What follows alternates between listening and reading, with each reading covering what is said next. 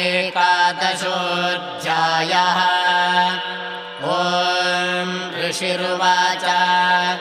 देव्याः ते तत्र महासुरेन्द्रे सेन्द्रासुरावह्नि पुरोगमास्ताम्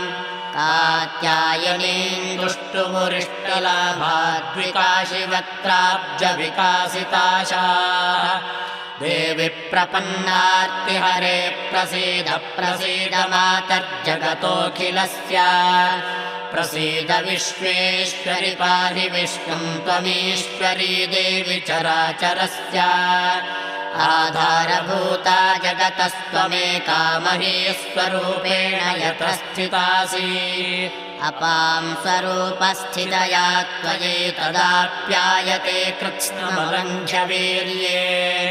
त्वं वैष्णवी शक्तिरनन्तवीर्या विश्वस्य बीजं परमासि माया सम्मोहितं देवि समस्तमेतत्त्वं वै प्रसन्ना भुवि मुक्तिहेतुः विद्याः समस्तास्तव देवि भेदाः स्त्रियः समस्ताः सकला जगत्सु त्वयैकया पूरितमम्बयैतत्काते स्तुतिस्तव्यपरापरोक्तिः सर्वभूताय यदा देवी भुक्तिमुक्तिप्रदायिनी त्वं स्तुतास्तुतयेका वा भवन्तु परमोक्तयः सर्वस्य बुद्धिरूपेण जनस्य हृदि संस्थिते स्वर्गापवर्गते देवि नारायणि नमोऽस्तु ते कलाकाष्ठादिरूपेण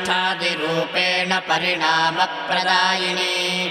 विश्वस्योपरतो शक्ते नारायणि नमोऽस्तु ते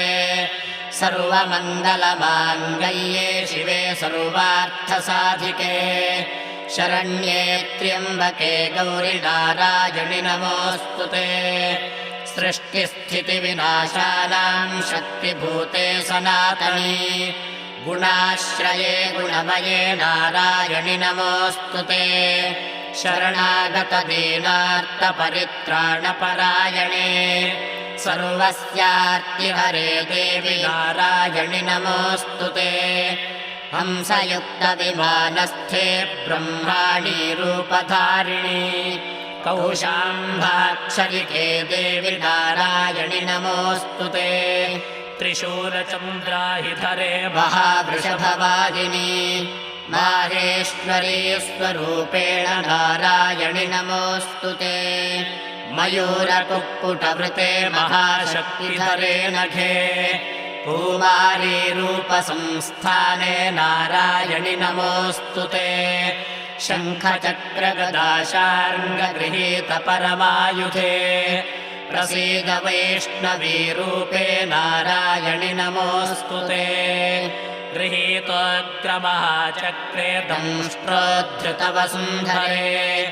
वराहरूपिणि शिवे नारायणि नमोऽस्तु ते